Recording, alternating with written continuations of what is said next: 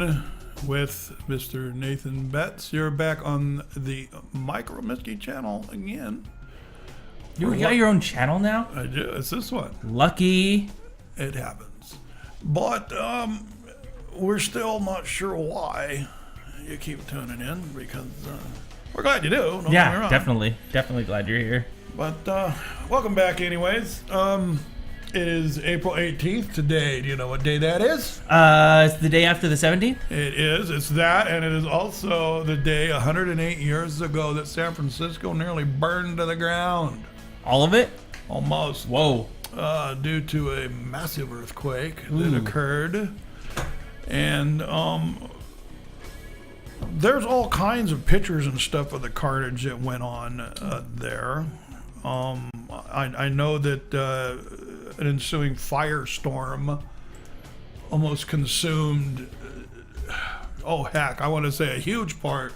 I typed in 1906, and the first option is San Francisco earthquake. Oh, there you go. Holy cow, man. Yeah, carnage, man. Let's see if we can get this to work. It's supposed to be working here. Hold on.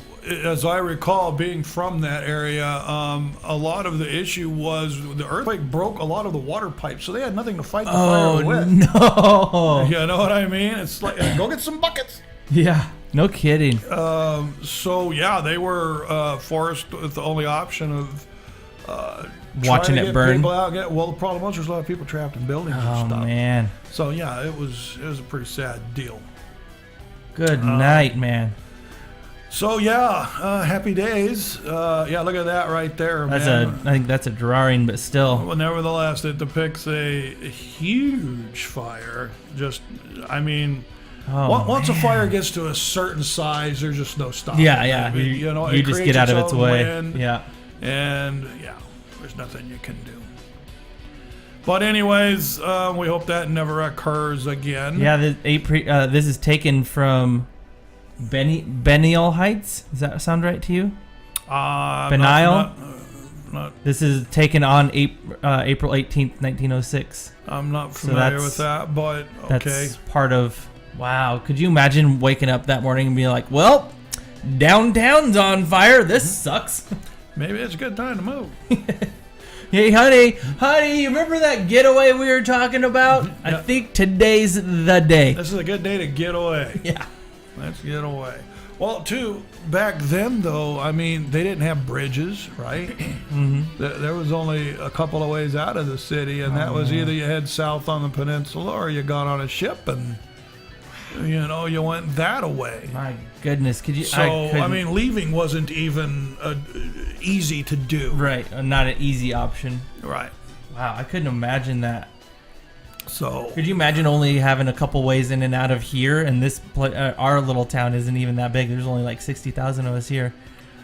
Well, quite frankly, there is kind of only a couple of ways out of here. True. Either you take the single road out the back, or you take one of the 3 bridges. Yeah. 1, 2, 3, 4 bridges. Okay. Yeah. There's a Red Wolf too. 1, 2, yeah. Well, okay. Regardless, that would plug up at the snap Quickly, of a finger. that would should bottleneck. everybody decide to blow out at one time. Yeah, that would bottleneck quickly. Yeah. Let me turn myself up a little bit, I think. There we go. Yeah, that would not go well, I don't think. There's it. There, yep. our ever present and couch girl. ever distracting couch girl. Her name is whatever her name is. Couch girl. Yeah, couch girl. Emma Stone. It's Emma Stone, by the way. But yeah, I couldn't imagine just absolute carnage. I couldn't fathom that. That would be depressing. So I'm doing everything I can do to not fall asleep sitting here. Yeah, you were telling me earlier. Oh my God, has this ever happened to you? Occurrence. Man? I sleeping just fine, and suddenly my eyes just blow open. Bink. 1 a.m. in the morning. Oh no. Right, and can't go back to sleep. What time did you go to bed? Like 9? Oh yeah, I think it was about 9-ish. It was a weekday, so I'm not staying up too late. And went to bed and woke. And you try it all. Well, if I just lay here quietly and close my eyes, I'll go. No. If I think about such and so, Yeah, no. If I try to do this really hard math problem in my head without writing anything down, it'll wear my brain out. Yeah, you try all that shit, doesn't work. And then Hubert's off on the side there, on the floor. So I roll over and I'm That's his son, by the petting way. on him, and he and he doesn't want to be bothered because he's not having trouble sleeping. Sure, right? He's a dog, so he can sleep at the drop of a hat, and does. I'm pretty much on my own. So I think, well, I'll get up and go watch television. Maybe I'll just, because you're always dozing off in front of the TV. Always. I always fall asleep watching TV. I go kick back. I'll kick the recliner back and I'll put on something relatively boring and I'll be right out before you know it. Next thing I know, the old lady's getting up. Oh, It's 4:30, man. Oh, no. I'm going, dude. You should have put something on with Alan Greenspan on it, like C-SPAN or something. The theory of economics. And done. Okay, I'm out. Today we're going to teach you how. Yeah.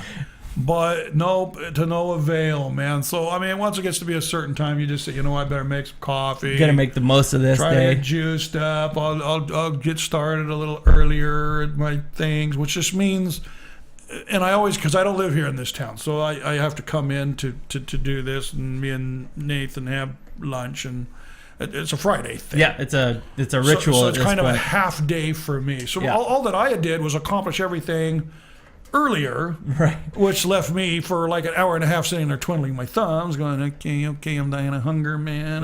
No, it's too late to eat. Okay, gotta wait. Okay, how much time's gone away? Oh, 3 more minutes. Yeah. Maybe I'll shine my shoes or something. I've come to the realization on Fridays. Me and Mike go out to lunch every Friday. I've come to the realization that if it hits about 8 or 8:15 and I haven't eaten yet, I better not, because I will waste my opportunity. Because then you go in there and you sit down and you go, wish I hadn't had that damn toast. Really that hungry. Now I'm not going to get my $8 worth. But, we're both into that click. So, when we hit the door at a fast-paced walk, definitely. Because we're going in there for a bit. We ain't in there to eat for fun. No, we are there. It's strictly business. Championship sport is what that is. We both know what our favorites. What in the world was that? Every time I bump you open a bottle of champagne over there or something. But we both pretty much were creatures of habit. We both go for what we always go for, and we go to our perspective corners. And gather our goods and meet back at the table, and thus begins our Friday. Yeah, I don't think I've gotten a different plate of food there in the last 20 or 30 times, with the exception of one thing. I added those fried dumpling things to my plate, but I've got the same thing for like the last several times. And I've had people, why do you eat the same old thing? Well, because that's what I like. Well, that's why I go there. It's right. Because they have that. My taste buds are geared for exactly what I put on my plate. Well, why don't you try the whatever thing? Trust me, because when I want that, I go to that other place because I like the way they do it. Right. This is what I eat here. Single thing that they make there, trust me, I've tried it all, and I go and get the exact things that I think they make the best there. Yep. You get what you like. Yep, absolutely. And I do, and I'm always disappointed because about every other time I go in there, they don't have my favorite one. Yeah, they make a black pepper chicken. Black pepper, that's what I'm talking about. And it's pretty good black pepper chicken, and sometimes they don't make it.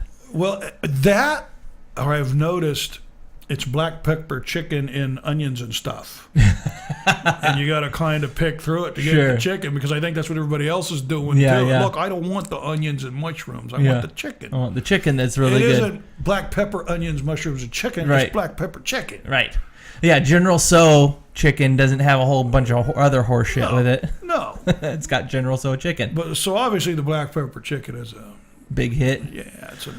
I go in and I get the Mongolian grill, and it's always an adventure because some days it will taste good and some days it doesn't taste as good, and it depends on how many people are in front of me. If I get cooked when he first turns on the grill and I'm either first or second in line, it tastes good. If the grill's gotten to where it's like beyond hot it kind of scorches because there's got to be like sugar and whatnot in the different sauces that I put on it because I put a concoction of sauces that makes one super sauce together. Trust me, there's sugar in there. Yeah, so there's got to be some sugar because I've tasted scorched sugar before. So if it gets too hot, sometimes the whole dish tastes off. Now, and they'll often slide in new cooks back there too. Sometimes there'll be new cooks. Yeah. I don't know whatever happened to Homeboy, man. The one guy that was back I don't there. know. I mean, he'd reckon. See, now let me tell you, folks. We go in there so often. And have been going for so long. Normally somebody walk in, they'll jump up off their seat and run up. Oh, how many? 2. Okay, back here.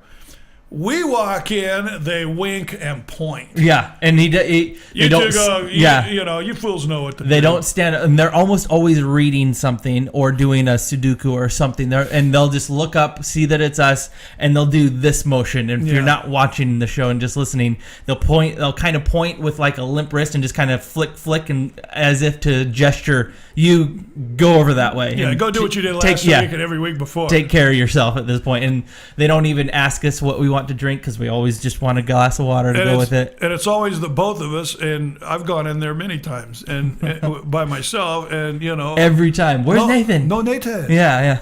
No Nathan. I'll go in there without you. Oh, you brought your wife. Where Mike? Yeah. Where your friend? Yeah. Where your? Yeah. And in my case, they'll always ask, "Where your fat friend?" Which always I'm like, thanks, dicks. Yeah, we're obviously regulars in the place. And have you noticed a lot of people are disgusted by the place? Yeah, a lot of people are quite polarized over it. They think it's disgusting. Why. I don't know if it's the thought of massily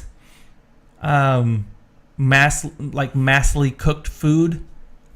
I don't know what the difference is because they're like... These are people who apparently never been in the military, man, because it's massively cooked food. But like the whole buffet thing, like you go to a Granny's or you go to a Old Country or you go to a Golden Corral or anything like that, and it's all, mashed potatoes times, 20 pounds of mashed potatoes at a time, and, a pot roast that can feed 86 people in one shot or whatever, but then you get a huge 10 pounds of General Tso chicken all at once, and all of a sudden that's disgusting for some reason. I don't understand that. Yeah, I don't get it either. It's food. Yeah. And it's good. I think it's good. When you buy something packaged in the supermarket that's got 5 pieces in there, trust me, running through the factory, it was made massively. Oh, definitely. They just picked a few pieces out, wrapped in plastic, shoved it in a box, put a price tag on it, and that's what you bought. Yeah. I will say this. We went on a road trip. What's it been, 3 years ago now? It was 2011, so yeah. Okay. Yep. And we went down to Reno. Those guys have mastered the buffet, the breakfast buffet. That buffet. God, I love a good breakfast buffet. I didn't want to leave. Yeah. It's like, why don't we'll just stay here? I rarely think this, but the food was so good and I enjoyed it so much that I'm not even kidding you. I was tempted to go to the bathroom, hork my hand down my throat, and eat again. Hack it up and eat it again. It was that good. Yeah. And not eat that again, but go eat again. Yeah. I rarely have that notion, but I was the rooms were good. They were comfortable, but they were not exemplary. But the buffet was exemplary. I can remember coming back to the table and Nathan looking at my plate going, "Where'd you get that big old slab of ham?" Yeah. Dude, they got half a pig right over there, along with half a cow. I missed it. And all the other meat fares that could possibly be associated with breakfast. Yeah. And some that are not. Yeah. And then they had the fruit and vegetable bar, and then they had the eggs and sausages and bacon. They had an entire egg station. Yeah, where they would cook. Obviously they make you an omelet and whatnot, but they'd make you like any combination of eggs you could think of. They'd could you imagine working? So what do you do for a living? Well, I work the egg station. Yeah, I am an egg extraordinaire. And this was the Circus. Yes. Yep. Which I might add, probably isn't the best choice if you're trying to avoid masses and masses of slobbering children, because they were awash with them. Yeah, agreed. As I recall, we were pretty much blowing through and we were going for the bargain because we knew, folks, we left Lewiston, Idaho that morning and we slept in Reno that night. 700 and I want to say, like 740 miles away. So we were ready to flop down. Yeah, we were ready to sleep. And, we got up the next morning and it's like, well, let's go down to the buffet and get breakfast. And, we paid, $7. That's kind of spendy, walked in there. Oh, yeah, it was like the heavens opened up and just... I feel so much better lights now. Beaming down to it. And then and you can bet your bottom dollar I'm going to get $7.50 worth to eat, too. And then at the same time, it was only $7 for... I think most buffets you go to have like 3, maybe 4 little rows or aisles or whatever you want to call them. I think this one had like 8 rows of different things and then there was one teed off in the back. I don't think you could explore the mall. Yeah. In a meal, I mean. Yeah, I don't think you could have eaten from each one and not gone... because you're going, oh man, I love that, and you're stacking it on your plate. Oh, and I love that too. Yeah. And you're stacking, you know what Next I mean? thing, yeah. Next thing you know, your plate's like a pyramid. Yeah. Oh, I better go and back. It's not a food pyramid. Trust me. I better go back and eat this. Bunch of meat and carbs. Yeah. Yeah. I better go back and eat this, and then I'll go over here and get some. But by then, you're not wanting that so much anymore. But what is that? Gravy? Yeah, that's what I need. Gravy and fried potatoes with a ladle of gravy over it. So you go from all of this and all of this exploration and some mild disappointment of knowing you're not going to eat all of this good food that's here, and then you start swimming through the teams of people that are there from the buffet area to where the tables are, and all you hear is wah! Wah! Wah! There's just kid after kid after kid after kid. I can have Taco Bell. Oh, for the love of Christ. Dude, maybe we should just go. Yeah. Can we just stack this up and take it up to our room? But yeah, if you want a good bargain and can stand kids, then Circus is for you. If you absolutely detest children and cannot put up with them for even 2 seconds, you're not going to want to stop into Circus regardless of what the great price is. See, a while back, Mr. Nathan Betts and the lovely Amy got married in Las Vegas. In 2012. And I was supposed to go down there for that wedding, but I contracted pneumonia. Yeah. Of all things. And couldn't make it. Well, we got a voucher because the doctor told me, no, dude, you can't go. You're not going on it. Airplane, are you serious? Yeah, and then he heard the destination. He's like, this is my friend's wedding. He's like, where is he going? Vegas? Yeah, exactly. He's like, yeah. She looks at right. The doctor looks at me like, you poor dear man, and tells my wife, bring him home. Give him some of these. He'll go to sleep. And anyways, the doctor, in essence, calls the airline for me and says, I ain't going. So they give me a voucher, which was good for years. So we got to go on our 20th anniversary to Las Vegas. So we went because we had the whole hotel package and all that stuff. So we get the MGM Grand, nice, the Master King Suite, and all. Yeah, we really decked it out and did it. Wasn't all that. And went in there, and we were getting hungry, man. And I says, well, let's go down to the buffet, remembering the one in Reno. Sure. Dude, we can go down there and just, go pig out down there. Yeah, we went down there, and there's a line of people, and we got up there, and Lisa goes, let me go find out how much this is. I might have enough cash on me to just pay cash. And she comes back, she goes, let's go. I'm like, let's go? What do you mean? She goes, it's $56 a piece. A piece? To get in here. Are you? And there's a line out the door? I said, we don't want in the restaurant. We want in the buffet. She goes, I'm talking about the buffet. Oh my God, dude! Seriously? I've never been to a buffet. Was everything gold plated? MGM? I don't know. Never went in. Jesus. We went to Wolfgang Puck's because it was cheaper. You went to Cut? I think that's what it's called, right? Cut. I think it was. Yeah. Oh my God, dude! I've always wanted to try that place. And had one of their pizzas. Yeah. Because it was like the stone. Sure. Yeah. The stone hearth. Yeah. blah blah blah. Yeah. So because it was cheaper than the buffet. Now there's something that's fundamentally wrong when the buffet is more expensive. Is more expensive than a world-renowned chef's restaurant in the MGM Grand. Yeah. Yeah, I've heard of people going and talking about the I think it's called Cut. And there's advertisements all over town about going to Wolfgang Puck's place. And it was crowded too, I would imagine, because they probably went by the buffet and said, "You know what? You got to be joking me." Yeah, I'd suddenly feel like pizza. Yeah. You know. Suddenly Wolfgang sounds awesome. Yeah, and then we discovered where the food court was, so it was all about food court. In fact, so I'm going, I am not dropping $100 bill every time I want to eat a meal. Yeah, that's ridiculous. $56? Oh my God, dude!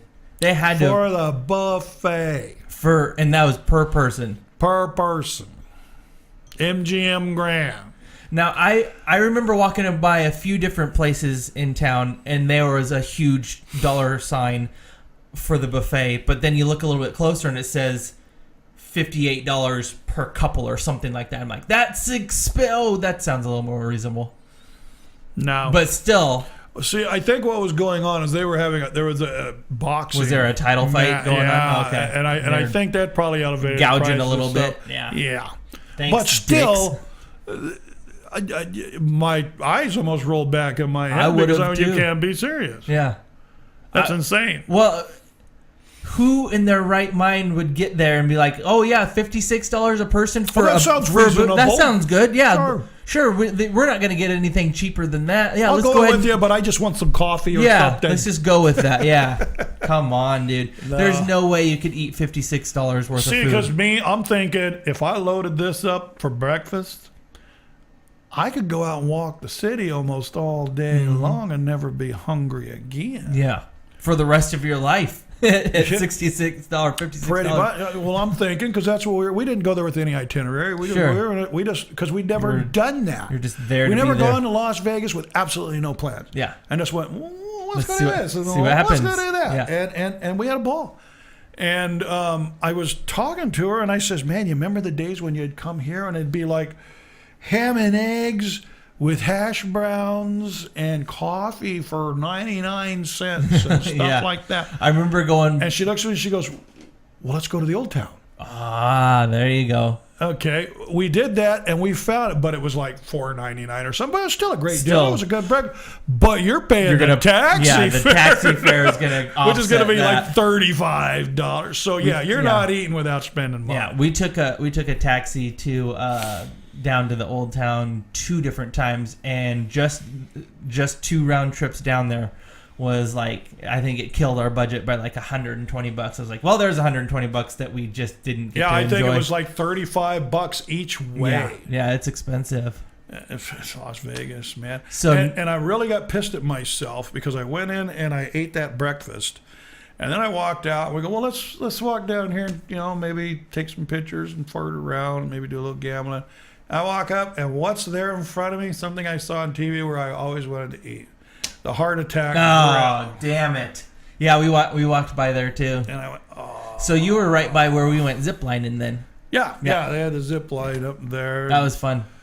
Band out, people dancing in the streets and all that. Crushed the crap out of my nutsack, though, when they hit the brakes on that thing. Oh, my God, dude. I thought I was kicked in the nut. Yeah. Well, you come in really, really hot, and there's a platform that's only about 20 feet long, and you're like, oh my God, I'm still going at speed, and I'm approaching the ramp, and all of a sudden you get to the ramp and realize that the entire length of this ramp is just one big spring that catches you and slows you down. Well, you hit that thing, and you just go...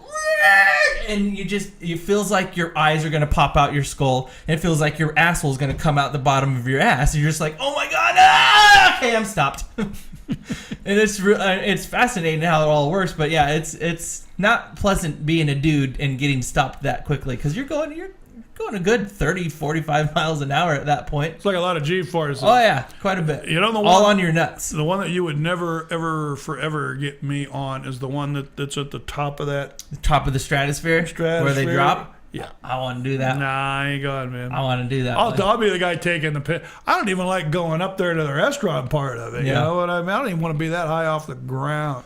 And I never used to be that way. I used to work in the refineries, man. We would climb these steel ladders up to the top of the columns and work all night on like 3 boards. Oh, you know what I mean? I worked on high rises in San Francisco and not stuff. a chance, dude. And then after I got hurt that time, you know, it changed everything. Now it's like I don't even want to stand on a box. Yeah. You know, I will do. I don't care how high the height is. If it's for recreation or some sort of thrill seeking, I'm there. If I have to crawl 5 to 6 feet in the air to do something work, or I'm doing anything like this with my hands up in the air, or I got to reach down and then pick this heavy thing up and lift this up and all of that, I'm like, oh, I'm so scared. I'm gonna crap my pants. I do not like heights when it comes to having to accomplish a task. I don't like it, man. I don't like it. I don't even like to fly. Nothing. I don't mind that either. No. But I mean, I'll get on a motorcycle or anything like that and go wherever you want. I don't care. But you're never going to take that motorcycle over a jump, right? No, I used to do it when I was a kid. Never. I used to race and stuff. You know what I mean? Didn't bother me then, but you're not getting me to it now. Yeah. You know, I get in a boat. Have you ever noticed how when you're doing 35 miles an hour in a boat, it feels like you're doing 100 You're miles going pretty, yeah. I don't know what it is about watercrafts, but speed tends to not feel equidistant or whatever the right word is. It doesn't seem all things are not equal. I tried many times. I've never been able to water ski. I've never tried to water ski. I've been wakeboarding a few times, and that takes some tremendous it's real easy. Nobody's ever been able to get me out of the water, man. Oh, I'll get you out of it. They always, I'll do it. No, I just end up getting drugged through the water like a fishing lure. You know what I mean? And I'm here to tell you that a man's ass will hold about 5 quarts of friggin' water if you start to get up, and you know what I mean? Your shit slides out from underneath you. I do know what you mean. And you're open and accepting all of a sudden. Yeah. Yeah. You're not open, but you're still accepting. Well, you're going to get it. Yeah. And you'll let go of that handle. And it's like, oh my God. And the boat goes up, turning around, and your mind's a working. How am I going to get rid of this? We're going to be back in just a minute. Not only that, how are you going to explain to your friends? And there's probably fish down there going, check, look at homeboy. Don't go towards the light, dude. 3rd one this week. And you're sitting there trying to explain to your friends why you're still so wet. You're like, it's these shorts. They're really super absorbent now. Leave me alone, all right? Yeah. Dude, you're still leaking water. Would you just shut up about the water already? Yeah. You blew a gasket, man. Yeah. Come on. Put your head together and figure out what went wrong and just leave me alone about it for a while. It was cold. Yeah, I was in the pool. Oh, God. Yeah, never been able to get up on the... It takes some tremendous upper body strength. I finally, after an entire summer... I said, once your body lifts out of the water, then it just gets easier and easier and easier until you're standing up. Well, you got to get past that initial stage. There's like a space. It's about 2 feet tall or so, where your body is basically in this really deep kind of like U or C shaped or whatever you want to think, where your arms are way out here, your legs are way back here, but your ass is still clear back there, bro. And you've got to pretty much stand up while in that funky U shape, and you got to try to straighten the U shape out. It's really like you're staying in the same position. You're just changing angle. Yeah. It's literally like without going all the way forward. If you weren't in the water, it would be like trying to stand up without bending your legs anywhere. Just stand up. Oh no! Don't bend your knees. Just stand up. Yeah, see, and they were telling me, they're going, it's like, just resist the water and it'll lift you out. Mm-hmm. So, and I'm literally holding this boat back. And no, so you gotta get to the point where you're resisting the water, and then you gotta allow the water to tip you forward. That's what I finally figured out, is you put your feet out straight, and then once you're resisting to a certain extent, you bend your knees a little bit, and then kind of push downward a little bit, and that kind of allows you to kind of shimmy up onto the top of the water. It's a really weird Yeah, I'm like this, man. It's a really weird concept. But you ever have thoughts to screw it up for you? You start giggling to Yeah, yourself, yeah. and it messes you up. Yeah. And I'm getting pulled out of the water, and I got my you got to have it at an angle Sure. and all that kind Yep. of stuff. And I'm thinking to myself, it's supposed to be what it's like to put your feet in the stirrups. You know what I mean? Because you know. Yeah, there's just and you're gonna get an exam too. It's just not gonna be a doctor. It's gonna be water just shoving its way up in there. Now I see why it's so unpleasant. Yeah. Oh, now I know why they try to ask them to warm up their fingers. This Yeah. is really this is an odd thing here. Yeah, wakeboarding. Wakeboarding's really, really tough, but I think it's fun. I think now that I've actually amassed a little bit of upper body strength thanks to my club swinging. If you like to swing clubs, go to Arcade, Rosewater Connects. Now that I have a little bit of upper body strength, I wonder if it would be actually, in fact, easier now that I know the mechanics of getting up. I was just having a trouble because I literally couldn't muscle my way out of the water. It's tough. It's a tough gig. I don't know, man. I guess it would be worth Trying a out. try. Now we got to find a friend that has a boat because I ain't paying for that shit. You know, I remember a story that made me laugh so hard I almost peed myself, and it was Alvin. You've met Alvin. Yep. And He's been on the Time Spent Poorly podcast before. Yeah, he has. And there was a gentleman named Rick Case who passed away. Heck, it's been almost 20 years ago now. But he had this old rickety boat, man, and we would go out in the sloughs and fish and stuff like that. And him and Alvin went out one time, and they were going to go fishing. Well, they weren't catching anything. Well, he had skis with him, so he's going, "Hey, Alvin, pull me, and I'll ski back in." So, and Rick was a big man. Rick, I mean, you're looking at 300 pounds a man there. Oh wow, that is a big boy. Yeah, and it wasn't just bad. He's Tall, big guy too. Yeah. And so Alvin guns it, and it tears the back of the boat off. You know what I mean? Crunch. I mean, it doesn't come off, but it's ripped apart at the seams. You know. And Alvin's like, "Homeboy, Oh, shit. we got to go to the bank right now." Yes.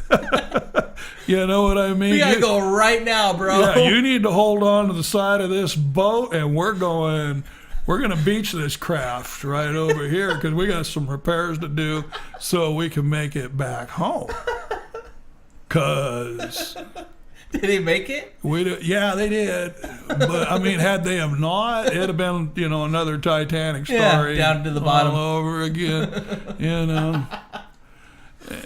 But I don't know what it is with Alvin. Those kind of things just tend to happen.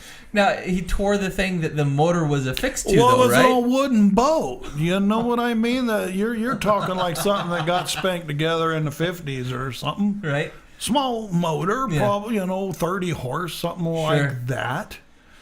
Oh, that's good stuff. It's gonna pull a big old man up in slough water. And At what point did any of that all add up to a good idea? I don't know. I'm just happy I wasn't there. Oh man, I'd have been so pissed. Because the story itself, I mean, I almost pissed myself by listening to it because I was envisioning, Sure. because I saw the boat, I know the guys. Yeah, I yeah. see, you know what I mean? It was an easy picture to paint. And I could just, I mean, in my mind's eye, I could hear the crunch. Sure. I could see the, whoa, throttle down. You can hear the cursing. Oh, mother, son of a. You know what I mean? Quick, because as long as the motor was running, it was pushing the back of the boat. Right. So you bought you time. Yeah. So it was like, make a loop around. Rick, grab onto the side. I'm not slowing down. Oh, because we're going to the bank, homeboy. There's a little spot to land right there. And they did. That's fantastic. And I guess they had, some RTV to seal it and some screws and stuff. And they got her coffee cans, a bale of water out and shit like that. And they made her back to home port. Oh goodness. The only thing that ever happened to me was Tina had a boat for a while. My best friend Tina, she lives in Colorado now, and she has since sold that boat. But she spent an exorbitant amount of time cleaning it up and getting it all ready. It was the first time out for the whole summer. And she was doing all kinds of crap to it for probably a good 4 or 5 hours all afternoon. And she's doing this, and she's going over here, and she's doing that, and she's doing this, and she's polishing this, and, you know, scrubbing it up, and starting the motor, and getting it all, you know, getting it all the old gas out, or the stable out of it, or whatever she had in there. And we get it there, and we launch it, and immediately notice that it's taking water. We're like, what the fuck? And she's like, oh, the plug! She forgot to put the all this work, and she forgot to put the damn plug back in. So I've seen that happen so many. I'm guilty of doing it once. So she. Well, I mean, you're in such a hurry. Things are going. You know. Well, yeah, you got to get the show on the road. So she notices that we're taking on water. She's like, everybody out and get the out of my way. She slams on the gas. And she gets it up on top of the water, and the bilge pump pumps it all out. She gets it back into the bay and up onto the little cradle again, and pull it up out of there and put the pump or put the dilly jobber back in there, and we didn't have to bail any of it. The bilge pump took care of it all. Well, Rick's boat didn't have a bilge pump. It had a coffee can. I'd imagine that something made out of wood probably wouldn't have a bilge pump. Yeah, we're throwing the worms, and we're using it as a bilge pump. Because I ain't starting a siphon. Yeah, definitely. Because that tastes bad. Yeah. Ugh, in slough water nonetheless. Gross. Yeah. There. You know... I got a list of stories about things that went wrong that really shouldn't have. You know. Like what? What you got? Oh, I just, nothing in particular really comes to mind. It just seems like my life's been wrought with just things. One after another. Yeah. Things. I had a boat come off the hitch on me one time. Thank God I had it. But the chains were so long, but it's what we had. Yeah. So we're going out to the sloughs. Mm. And we're going to go fishing, man. And they had just repaired the road, and it had one of those humps where they, had covered the ditch and all that. Hit, boom, boom, boom, boom. And I look back, and the boat's doing a wheelie, and it comes back. I mean, I know what's going to happen, right? I'm unhooked, baby, and the chances of it falling back onto that ball are slim to none. Yeah, pretty and slim. It didn't. Yeah. And it went right there. You know what I mean? And it's yanking back and forth with how much slack the chain would give it. You know what I mean? I'm going, oh, my God. And it's doing one of these numbers because I'm thinking, I'm going to roll it over. Yeah. But all's well it is. Well, got pulled over, got it all hooked back up again and stuff like that. And what had happened was we forgot to put the Carter key in the little hitch dealy thing. So, yeah, that was near tragedy. Yeah. Oh, God. Yeah, we almost got cited one time. Once again, Alvin involved. Big shocker there. Went up camping middle of the summertime. Mm-hmm. And in fact, I had just met Lisa. I mean, we had been dating about a week. Oh, wow. And we all went camping, and we had lit up a barbecue, a small, the little Smoky Joe barbecue. Yeah, like you cook on? Yeah, we lit some coals, and we were going to take a little walk. There's like this waterfall coming out of the mountain through this cave over by, and we were going to check it out. Because it was just right over there, bro. Yeah. Well, as things progress, oh, look, we can climb up. We can get in there. Let's go through and see where, blah, blah, blah. We're out walking around and shit, completely spaced off the burning coal. Uh-oh. Here comes Park Ranger. That's your guys' camp over there? Oh, yeah. Left fire going. Oh, no. Oh, no. Sorry. Yep. I'm going to write you a $500 ticket for... Thank goodness. I recognize the guy's name tag. Mm-hmm. And he was from where I was from. Oh. In fact, he had gone to Vietnam with a friend of mine who'd lived in the same complex. His name was Rich. And I knew his brother even. And I said, so you're like Joe's brother, huh? Yeah, I got a brother named Joe. Rich, I won't mention his name. Sure. Yeah. Where are you from? I said, I'm from Vacaville. Really? And Rich, and Joe, yeah. And I kind of know about you because I've heard a lot of stories. I can tell him a story or two and stuff like that. He goes, okay, look, here's what's going to happen, dude. I'm gonna forget about this. Don't ever let me catch you leaving a fire unattended here in the woods in the middle of the summer again. Yeah. I go, that will never happen again. That was stupid. I agree with you. Yeah. But I mean, we got, you know, drawn off Uber into this, lucky. Yeah. you know, and we, you know, he goes, that's all it takes. I'm on board. Yeah. I get it. Lucky. That's very lucky. Yeah. I was extremely. That would have ruined your weekend. How dude. at all the people in the world you run into somebody that's from your hometown, working 300 miles away in the woods, you know. But yeah, I guess that was meant to be. Yeah, that's. I mean, had one little ember that got loose. Yep. That'd have been all she wrote. Well, anyway, 1,000 things could have happened that would have made for a bad ending. Yeah. You know. I'm surprised they allow fires at all, even like just for. Well, that was the only way you could have a fire was in a controlled barbecue. There was no fire outside whatsoever. So we're even going to screw that up, right? Yeah. You know. You're going to be that guy. Tell me about the height of irresponsibility. Yeah. You know, yeah. It still makes me feel bad to this day that I did something so boneheaded as that. Was it just like was it open flame or like were flames coming out of it? It was a barbecue with charcoal in it, and we were getting ready to throw some steaks on, and like I said, there was this waterfall that was probably from here to the fence in your backyard, away from where we were.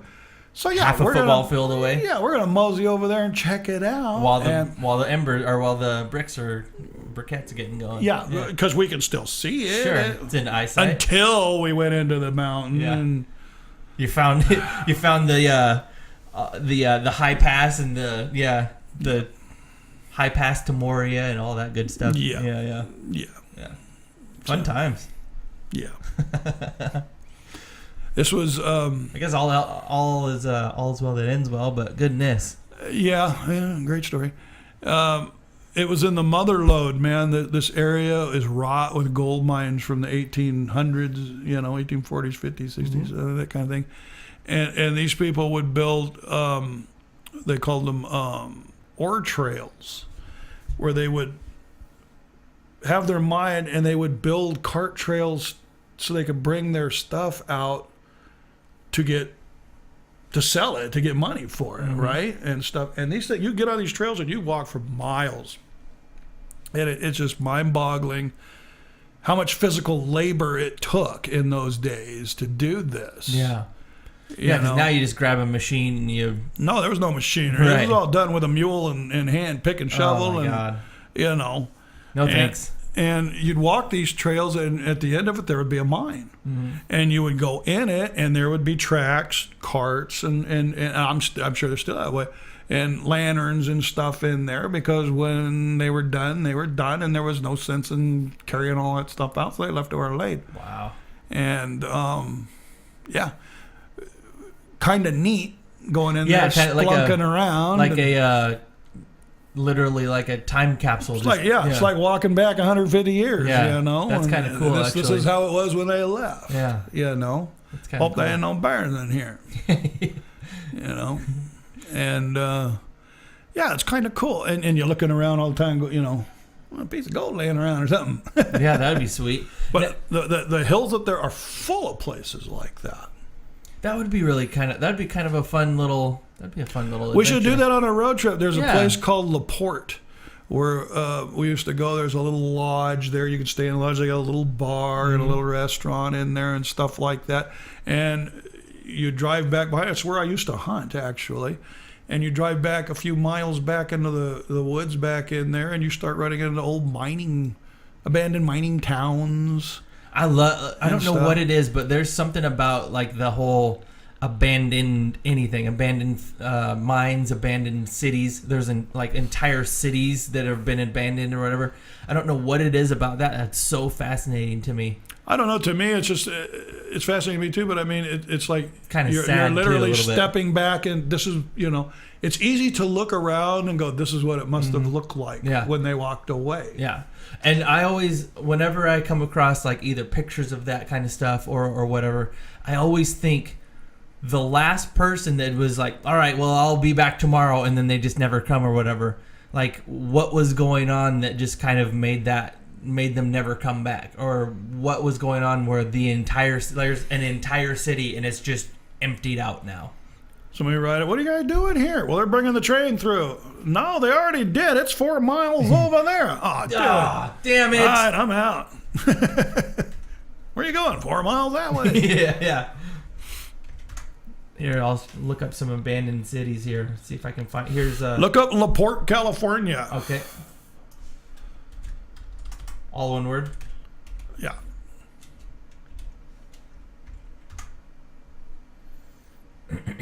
Hold on, I gotta switch the thing. There you go. That's the I place. gotta switch the thingy. I so recognize it. That's awesome. Everybody can see what we're looking at. All right. That's a bar. This one?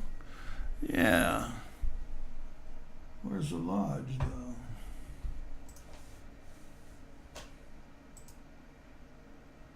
Is that the lodge? Must be. Whoa, look at that snow. Yeah, it snows for real there. Holy cow. I mean, 10 feet is average, I think.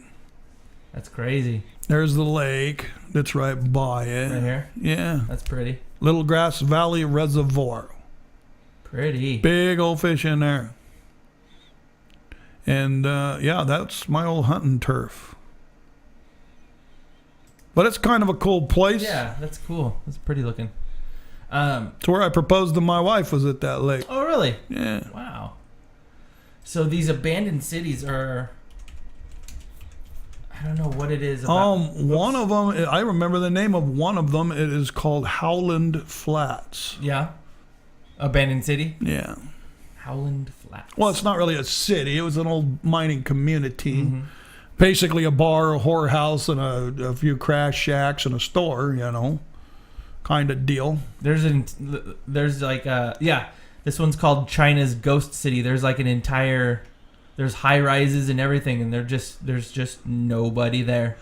South Korea has ghost cities on its border that really nobody lives at, but they want the North Koreans to look across the border and see Metropolis. Yeah. Just a nee. Yeah, here's one.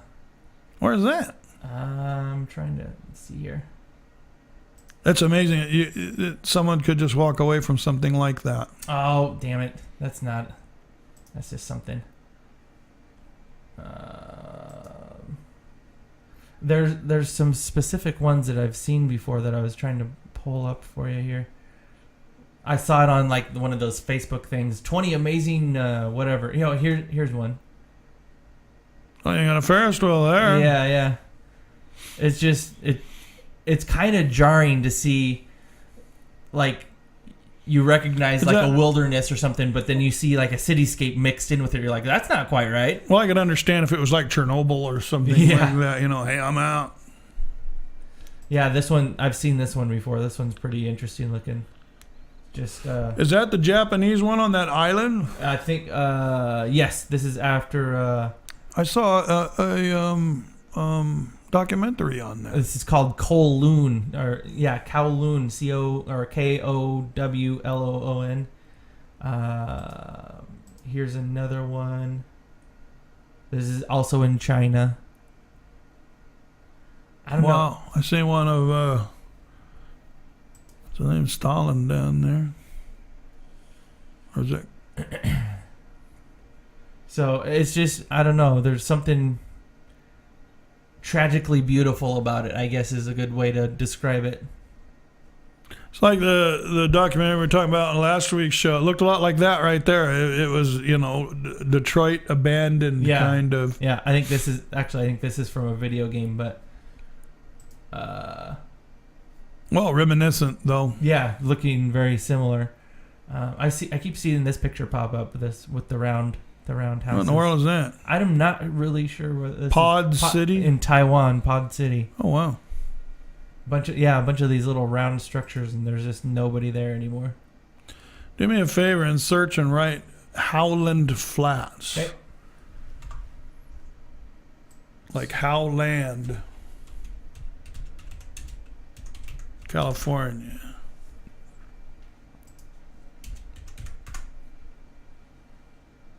Oh, wow. It actually has pictures of it. Which one? Look, there's a sign right there. That's from, look at LaPorte, 13, Howland Flats, 1/2. St. Louis. Probably not the right I'll be darned. St. Louis, though. Let's see here. Oh, no, they had those little communities all over, and they just name them whatever, Sure. you know.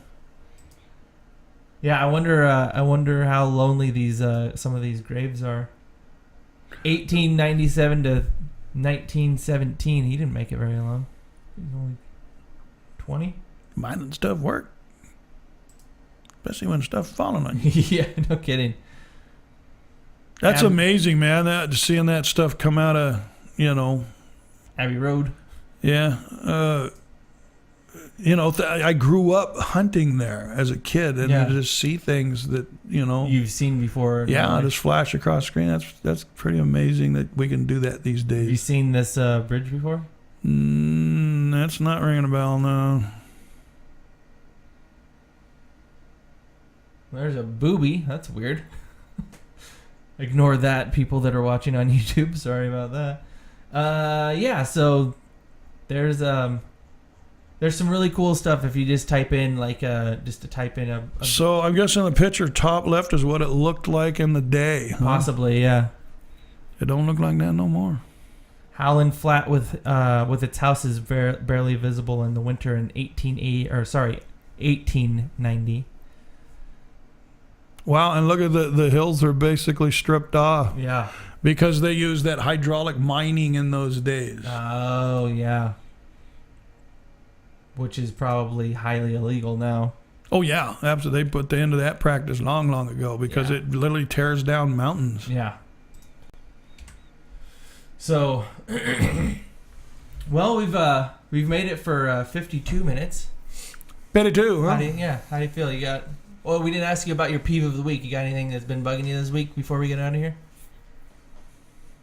Wow, you know, I don't think so. You had a pretty good week. Everything went pretty damn smooth. Well, Actually, you talked about your peeve at the start of the show. You woke up at 1 a.m. and didn't go that back to is a sleep. peeve, man. Yeah, that one did kind of chap my hide. It's still chapping my hide. That's gonna chap your hide until you go back to sleep tonight. I'll at probably, 6. I was gonna say I'll probably eat dinner tonight, and then the next thing I know, the wife will be waiting. Hey, honey, you better go to bed. Yeah. What time is it? 5:30. Yeah. Oh, okay.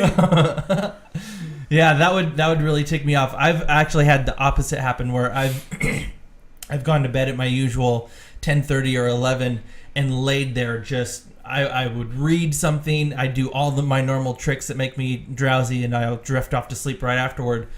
And this happened. Actually, it was like the second or third night that we were here, and trying to get to bed so I can get up at a decent hour and get some stuff done the next day.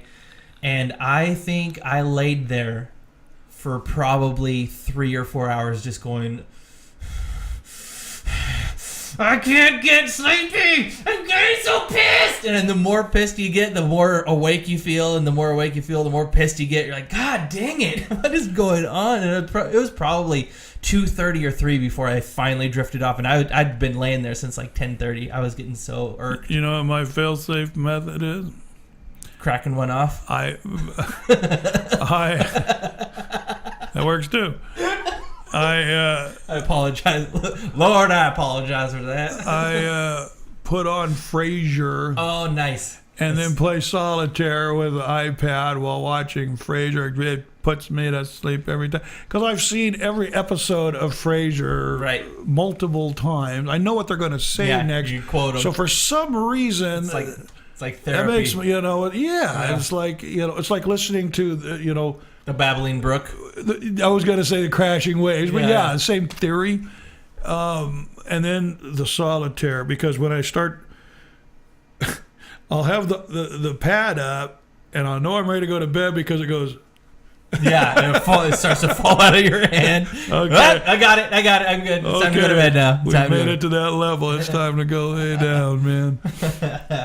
Yeah, I think that counts as your peeve of the week for sure. I don't think there's anything more annoying than it not being able to so sleep when you want to sleep. And, and I do that from time to time, but it's wonderful when it happens like 10 minutes before your alarm goes off. Yeah.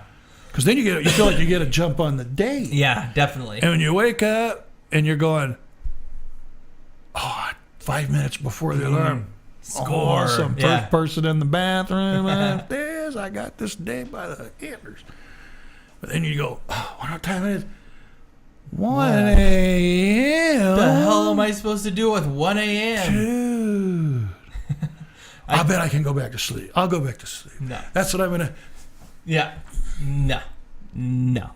Nope. No. Nope. Negatory. Damn it. Nope. Yeah, and then you start to employ your bag of tricks. Yeah.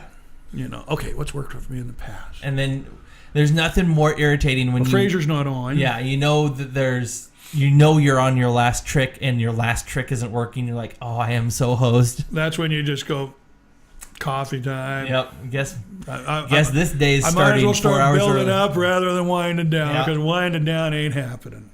I wonder what And the dogs are looking at you like, you gotta be out of your mind. Dude, we sleep all day and we can go back to sleep. Yeah. I wonder what the physiological function of just being like, bing. I don't know, man. It couldn't be that I had adequate rest, because I'm fighting off yawning right now. I mean, I'm sure you can see it on my face that I'm just sleepy as hell. Mm-hmm. But for some reason, I don't recall anything waking me. There was no loud noises. There was, it was just awake. So annoying. And I don't. A lot of people are chronic can't sleepers. I'm not one of them. I am not either. I was, back the whole day I got hurt, recovery, blah blah blah blah. I have a lot of insomnia back then. I had to have medication to help me sleep and stuff. Got over that. Mm-hmm. Now I go to sleep. I sleep through the night well. I sleep like a rock when this happens about once every couple of months, I would guess. Man. And I do not know what causes it. Huh. That'd be interesting to look into that maybe, and just kind of for general edification. If the alarm goes off, you have to struggle to wake up. Mm-hmm. But if you wake up on your own, done, son.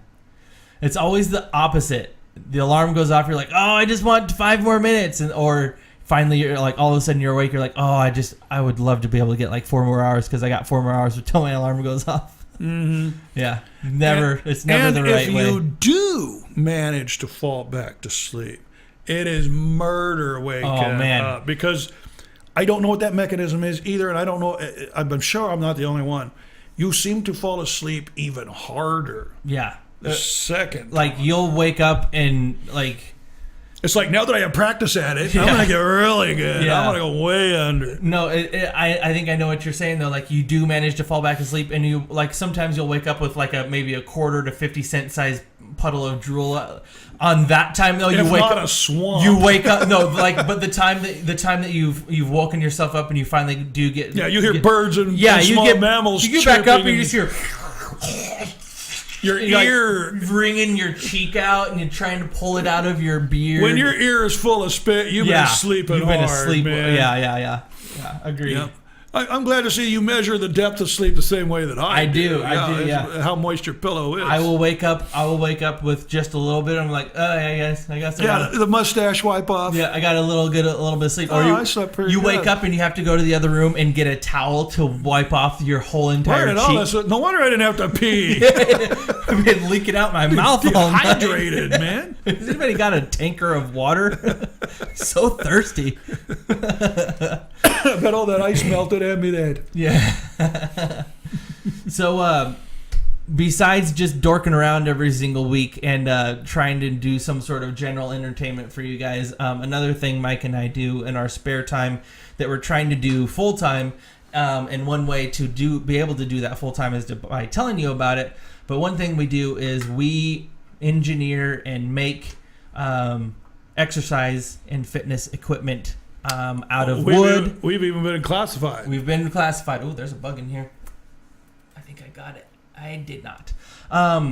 We build furniture grade fitness equipment that you can proudly display in your house, and we got people talking about us. Now have named American Modern Style. I'll take that. I like it. We're obviously not traditionalists. So. I could give two shits about tradition. I like ours better. I think ours look cooler. Maybe the traditionalists should change their traditional way. Sure. I mean, how do you think that the traditionalists became tradition? You know what? I don't belittle them their tradition for being collective and having something of that. But to deny the other stuff, that's boxing yourself into a redundancy, man. That's all I'm going to do is the same thing over and over and over and over. Because that's how it was created, and that's always the way it's going to be. That's not what we are as a species. We're meant to improve upon. Could you imagine if we were still using the Wright brothers version of the airplane? Yeah. How limited we would be with that thing? Yeah. But we're not. We improve and innovate. We have a 777 that manages to disappear on us somehow, but we have airplanes that are the size of towers now.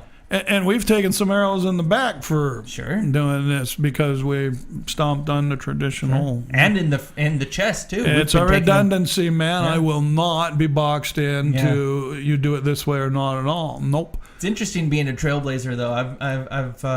I've never been on the trailblazing end of something before. It's quite heated and interesting sometimes. Mm-hmm. So, yep. But it's fun. So you can find what we do on the interwebs. You can go to www.rosewaterkinetics.com. And don't pay attention to the way I spell it. Yeah, that's okay. That's just on the Facebook page. Rosewaterkinetics.com. Really, I challenge you to spell kinetics without looking it up. Yeah. Kinetics is a weird-looking word. It always looks weird. Even when you get it right, it looks weird. It's not like Connecticut. No, it is not that. So go to Rosewater Kinetics, and you can find some of the stuff that we make. One of the things about Rosewater Kinetics is it's a representation of some of the things we can do, but it's not a representation of all the things we can do because, well, quite frankly, you haven't asked us what you want specifically yet. So if there's something specific that you want, we can also do that too. Or you haven't asked us what we think you should do as a beginner. Yes. Because we can advise on that front too. And because we were once beginners ourselves. As Americans, one of the most common themes that we both hear on a regular basis is the weight of the club itself. And they're like, oh, well, what are you going to do with a 2.5 pound weight? I'm going to outgrow that so quickly. Okay. Why don't you go swing this for a month for 30 minutes or put on 6 of your favorite songs and swing them without stopping and let me know how your arms feel the next day. Get you a small wood dowel about this long. Take your 2 fingers, pick it up right in the middle. Pretty light little thing. Now take your 2 fingers, grab it by the end and hold it straight out like that. Yeah. Tell me how light it is. I think you know what I'm saying. Yeah. That'll kind of give you the idea what we're talking about. Yeah. So the repetition times the centrifugal force times all of these other factors, weight disadvantages, all this different things. 2.5 pounds. I've been swinging for over a year and a half.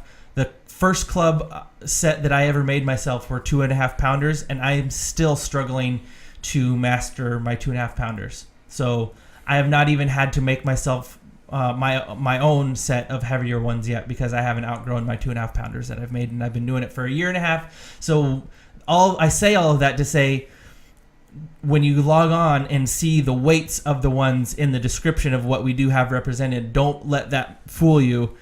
It will do what it's designed to do. The best thing you could do is contact us, and we would question you lightly about, well, are you fit? Do you lift normally? Do you what do you do for fitness? What do you do for a living? And this is the big question, how mobile are your shoulders and elbows and wrists? How often do you put your hands above your head? Because I don't care how big this is, this and this and this are going to get elbows, wrists, and hands. Yeah. And if you think you're just gonna go pick up a 10-pound club and start wanging it around, you're gonna hurt yourself. Yeah, you are. You're gonna hurt yourself, and you're gonna go, hey, you guys, no. We're telling you flat out, you don't want to start with anything over 2 pounds. As a matter of fact, I would recommend something lighter than that. Yeah, 1 or 1.5 pounders just to get you going, and Yeah, we benefit from that in the fact that you will eventually outgrow the 1.5 pounders and need something heavier. But that's not by our design. That's going to be by your design. That's going to be you're going to be like, oh my God, this is so amazing, and now I need a whole bunch of these things to kind of complete a set. Mm-hmm. So because when it's time for you to move on, you'll be thirsty for it. Yep. You'll kind of get into it, and I've gotten to the point now where I really enjoy my workout. I enjoy what I do. I even got my neighbors talking. They can see what I do through my windows, which kind of makes me feel. What's he doing over there? Yes, exactly. My neighbor approaches me the other day. And he's like, "I'm sorry. I know this sounds creepy, but I saw you. What are you doing, flailing lumber? Yeah, I saw you through your window. What are you First of all, what are you making? And second of all, what you're doing." I saw you doing. What I'm assuming is some sort of workout. What you make, is that what you're doing too? And I'm like, yeah, it's one and the same thing. I make them for other people, but I also swing them myself. And he's like, well, do you mind me asking what it is? I'm like, I don't mind at all. I find it kind of creepy you're watching me, but I don't mind telling you about it. And so I gave him the whole spiel. He's like, that is fascinating. That's really cool. So. Yeah, I guess I got the whole cul-de-sac talking about it. Gotta get already. him some clubs and me some curtains. Yeah, exactly, exactly. I'm actually taking down some curtains this weekend and replacing them with some new ones. I think the old ones are going to be going out to the shop. And also now that the weather's warming up, and it won't be too long. We're going to be needing to do this. Is we're going to get out down by the river on the grass, and we're going to start throwing these clubs around. Do you get the paper? Apparently, there's people that have been throwing them around in the club or in the park locally, and they've gotten a write-up on them in the paper. No. So I think we need to find that article and find out who they are. And all news to me. Yeah. So who are these people? I don't know. I guess we'll have to figure it out. I'll do some digging and see if I can find that article or whatever. My grandma gets the paper. Maybe she knows what I'm talking about. So they were swinging clubs. They were swinging clubs. I don't know if they're swinging meals or if they were swinging something. I don't know. They're swinging something though. They're swinging something around for exercise. So I think see what I mean? We might have a local connection. It's blowing up, man. So I think one thing that we have locally is we have this thing called a Live After 5, and it's like $10 to get a booth there. I think we need to do that. I think we need to go down to the farmers market, and we need to go up to the Holistic Fair up in Moscow. I think we would be a big hit at the Holistic Fair. Agreed. So we got some things that we need to do to get ourselves ready for the summer, but I'm pretty excited. I think I'm doing it, man. I think we're gonna. I work out every day. Yep, I do it every. I don't do it every day, but I work out at least 5 times a week. In fact, I increased my heavy club swinging yesterday, and I've been crying about it all day, man. Yeah. Oh, man, my chest hurts. I've been using my shinna board, and I've been trying to push. I've kind of noticed that I've maxed out at 60. I can't do any more than 60, no matter how hard I try. So my goal right now is to increase from 60 to 70, and once I can crack 70, I'm going to start pushing for 80. But I'm trying to get. I'm embarrassed. Are you doing the yoga style yet? No. With legs wide open? No. Just doing push-ups is all I can do so far. But maybe if you got 60 of them down, maybe it's time to try to do 10 of the others. Yeah, I think you're right. What I'm after is I'm trying to get to the point where I'm not embarrassed to take my shirt off. I need to start using this shinna too, man, but I keep selling them. I got the prototype one that you gave me that's not quite fit for sale. That's the one I'm using. So that's holding up pretty good. Holding up. It's holding up great. Yeah, and I'm actually kind of. Have you seen the one that I just finished making? I saw that one. It looked really, really cool. And I'm going to tell you what, it's solid as a brick, man. You made it out of sycamore, right? Yes, I did. It's got a bunch of tiger stripes in it. It looks really freaking cool. It matches the clubs, and these are 7-pound clubs, so it's going to make somebody a pretty nice set. Yeah. So you can go on, every once in a while we still throw stuff up on eBay, and that's under Rosewater Kinetics. As a matter of fact, we're going to have some stuff go up on eBay this weekend. Yeah, and the reason why we throw stuff up on eBay is the second we throw a few things up on eBay, we usually get like 4 or 5 sales on the website. And then we're busy for a month and a half. Yeah, so they kind of work in tandem together. So if you happen to see something of ours on eBay, and it's already sold, or it's at a higher price than you're willing to pay, or whatever the case is, and you don't end up getting it from eBay, just do yourself a favor, take out the middleman, and go right to rosewaterkinetics.com, and you can find all of our stuff there. There's a little button right there You got to search around for it, but it's right there. I think it's on the left-hand side of the page. It says contact us, and if there's something that you want specifically that you don't see a pictorial representation of on the site, which is a mouthful in itself, pictorial representation. If you don't see something that you want, contact us, talk to us about it. We'll make it for you. Yeah, and actually, if you're not somebody that likes to exchange a whole lot of text communication, you know what? Give them a buzz. Yeah, there's a phone call. Yeah, we have a phone number on there. You can call, leave a voice message. We'll call you back. Yep.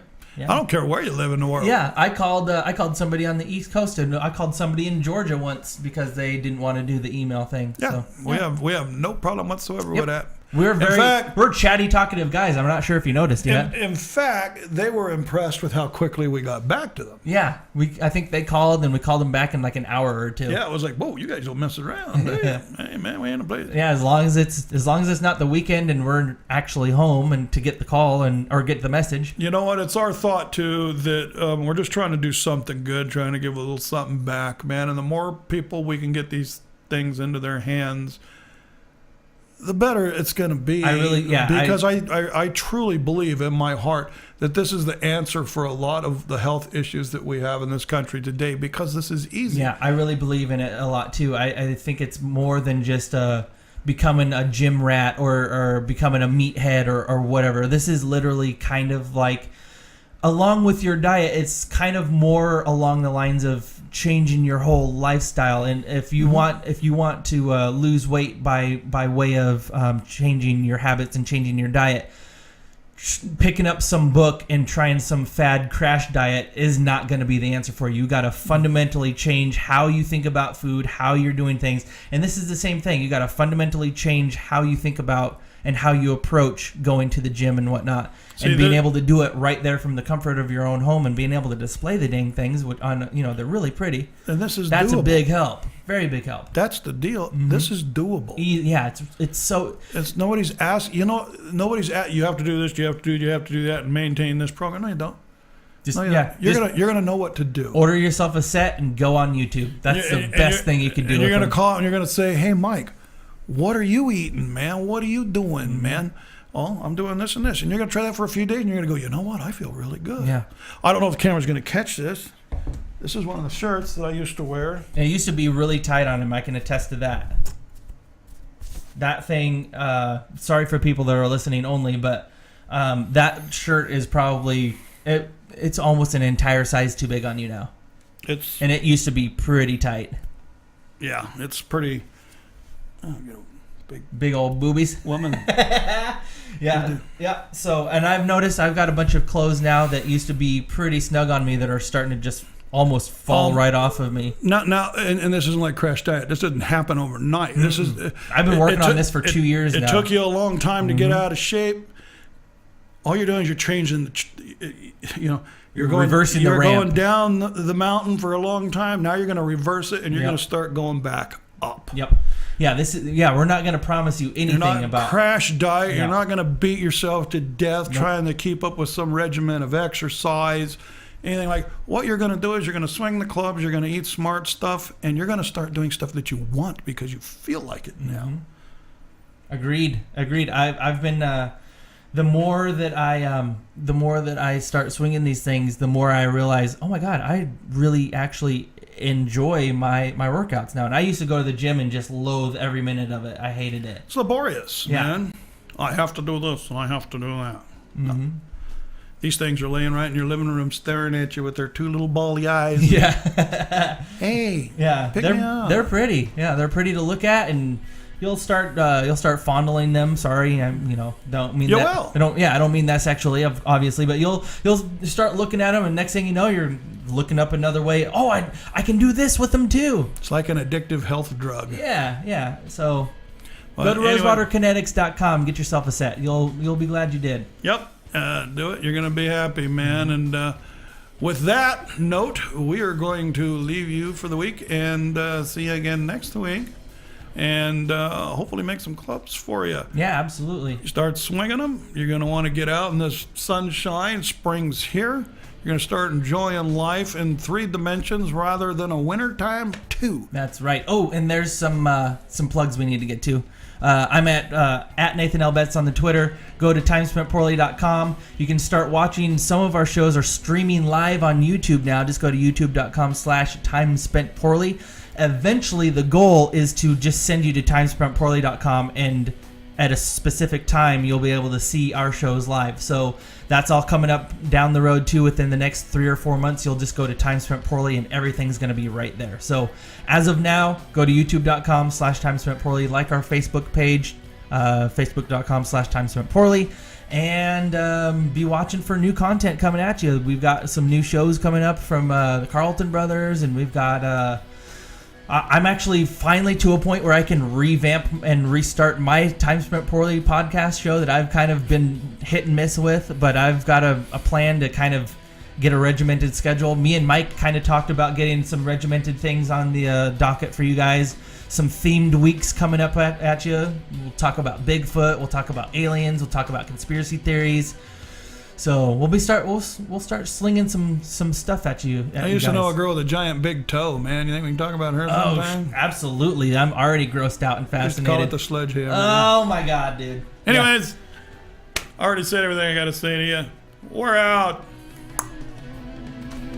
For all of this and more, go to timespentpoorly.com and listen to my voice crack.